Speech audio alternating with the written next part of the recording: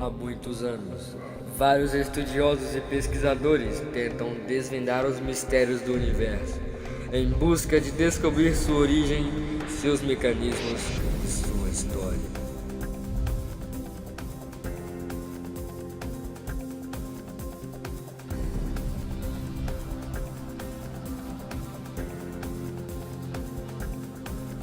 Para muitos deles, descobrir o passado é essencial para descobrir sua função no mundo e seu destino.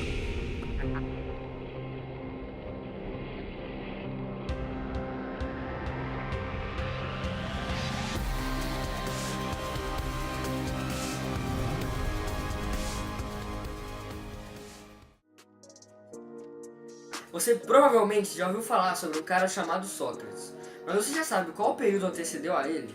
Hoje falaremos sobre o período pré-socrático. Então, Puxa a vinheta.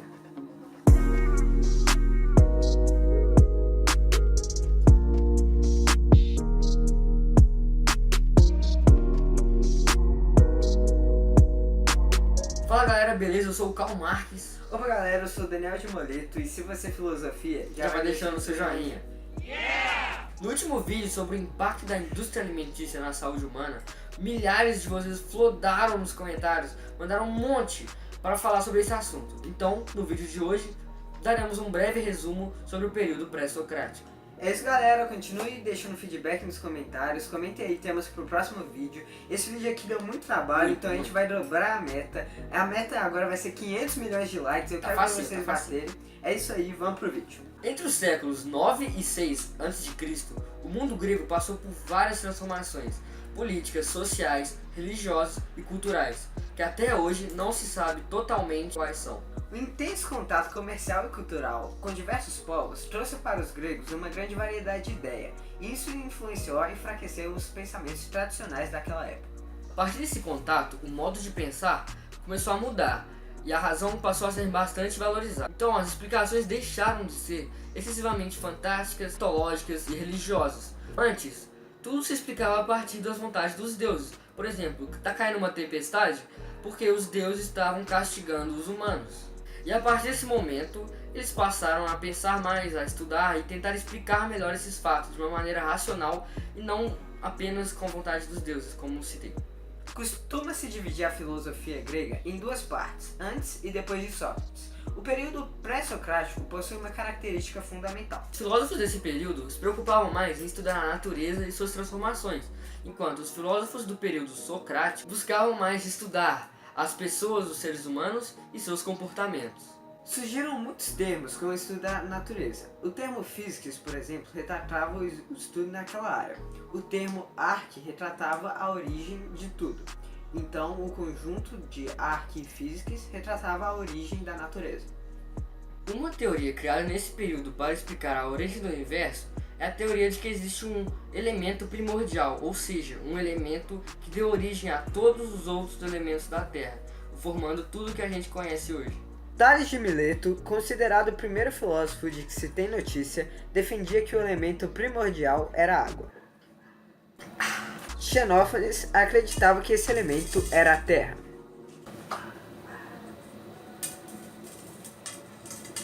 Para Anaximenes era o ar.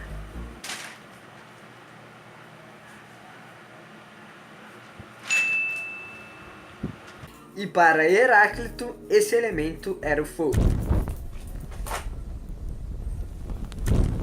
Existe também a teoria de Empédocles, que defendia que esses quatro elementos eram a base para todos os outros, e foi tão importante foi até defendida por Aristóteles. Existem também outros filósofos que tentaram explicar a origem do universo, como Pitágoras, que dizia que os princípios matemáticos eram os princípios de todas as coisas. E também Demócrito, que acreditava na teoria dos átomos. O período pré-socrático é dividido em várias correntes de pensamentos. Todas elas têm características diferentes e específicas, mas todas também têm como ponto em comum a explicação de fatos e acontecimentos por meio de questões naturais. As principais escolas desse período são a escola jônica, a escola itálica, a escola atomística e a escola eleática. Então galera, agora nosso amigo Felipe Castanhavel vai nos ajudar aqui a explicar as escolas de uma maneira melhor, porque a gente deu só os nomes e agora ele vai explicar direitinho essas escolas. Então vamos lá. Falou!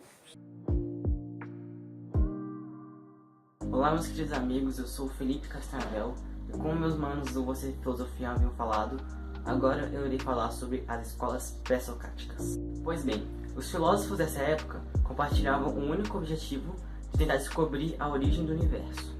Esses filósofos se situavam na Grécia, e a Grécia, nessa época, não era um estado soberano como hoje. A Grécia era um conjunto de polis autônomas. Essas diferenças contribuíram para que comunidades diferentes se desenvolvessem na Grécia.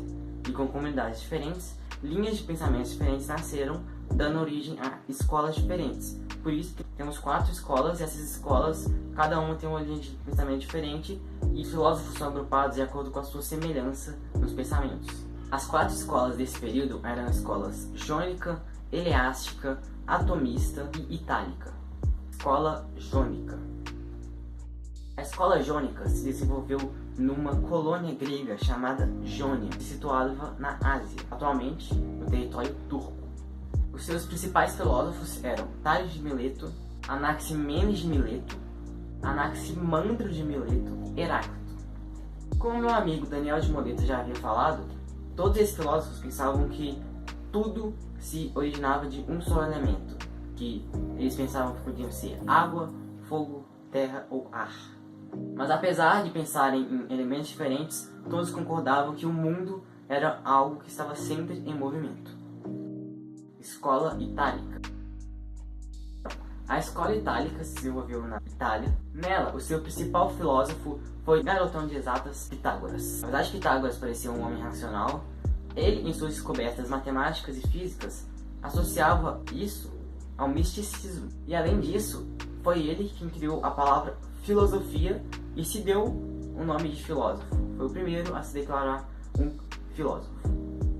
Pitágoras tinha seus discípulos que chamavam pitagóricos, e eles foram super importantes pelas descobertas matemáticas da época, que incrivelmente são usadas até hoje, como a famosa fórmula de Pitágoras. Escola eleática. A penúltima escola no qual eu irei falar é a escola eleática, que se desenvolveu no sul da Itália, na cidade de Eleia.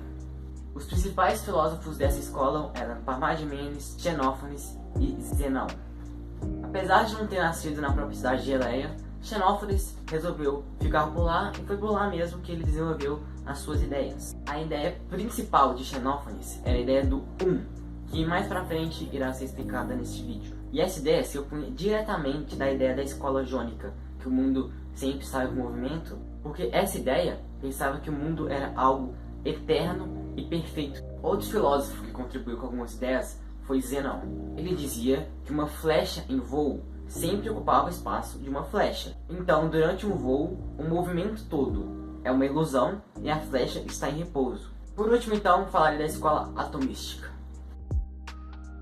A escola atomística se desenvolveu a partir da ideia de que vários elementos formam uma coisa só. Ou seja, o famoso átomo. Oxigênio, hidrogênio, potássio, esses caras aí. Como vocês devem saber, o A de átomo significa negação e tomo significa divisão. Então, átomo seria algo que é indivisível. Essa ideiazinha de átomo foi desenvolvida por Leucipo e posteriormente trabalhada por Demócrito e Epicuro. Leucipo acreditava que a colisão totalmente aleatória e imprevisível desses átomos que gerou tudo que temos aqui em nossa volta. Apesar de todos esses filósofos que citei terem escrito sobre coisas diferentes, todos eles tinham em comum o contestamento à natureza, e por isso eles foram unidos nessa escola. As escolas acabaram, mas ainda tem um grupo de filósofos especial que eu vou falar, que são os filósofos pluralistas. Eles defendiam que a composição do universo foi feita por vários princípios. Empédocles acreditava, ao invés da escola jônica, que acreditava em só um elemento que originou todos, Empédocles acreditava que os 4 elementos combinados, fogo, água, terra e ar, que gerou tudo que temos aqui em nossa volta. Anaxagoras acreditava que a origem de tudo estaria no agregado de partes infinitas que são distribuídas de diferentes formas nos diferentes seres. Agora o meu amigo Ítalo Roberti, do canal Filosofatos Desconhecidos, vai falar especificamente sobre alguns filósofos, mas antes de passar a bola para ele, eu quero avisar para vocês que todos os links nos quais nós pesquisamos para fazer esse vídeo estarão na descrição e no final do vídeo. Agora, Ítalo, é com você.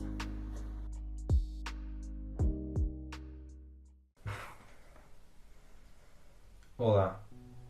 Você provavelmente já ouviu falar sobre o famoso filósofo grego Sócrates. Mas você sabe o que antecedeu esse famoso filósofo? Por isso que hoje iremos falar sobre os filósofos pré-socráticos.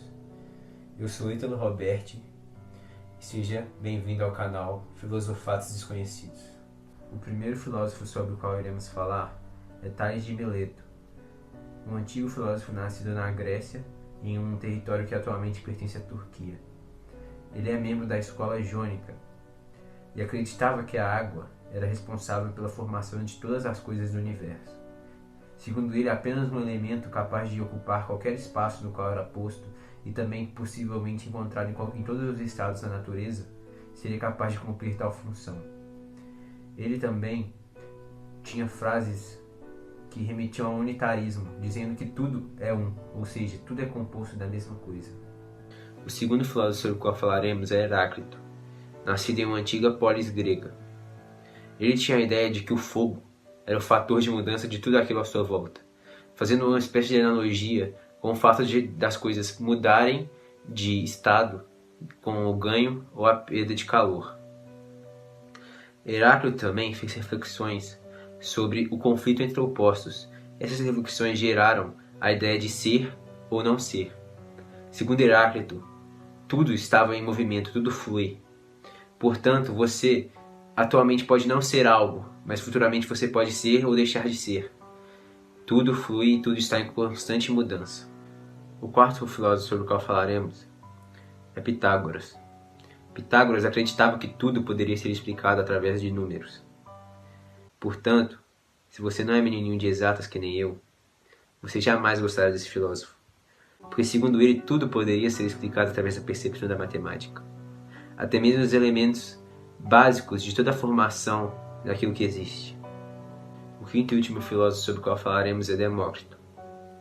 Demócrito propôs uma ideia que fugia das propostas antigas de que tudo era formado de uma só matéria base. Segundo Demócrito, existiam vários elementos que formavam tudo que existe. E esses elementos eram compostos de partículas ou matérias invisíveis e indivisíveis. Essas matérias tinham diversas formas geométricas, e as formas geométricas iguais se atraíam e as formas geométricas diferentes se repeliam. Por exemplo, um triângulo se atrairia com outro triângulo e se repeliria de um quadrado, por exemplo. Porém, eu só me atraio por você, bebê.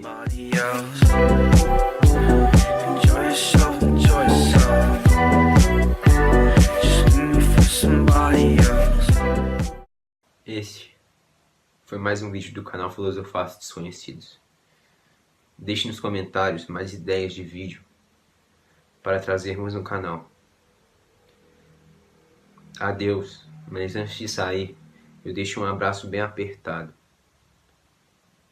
Um abraço e tchau.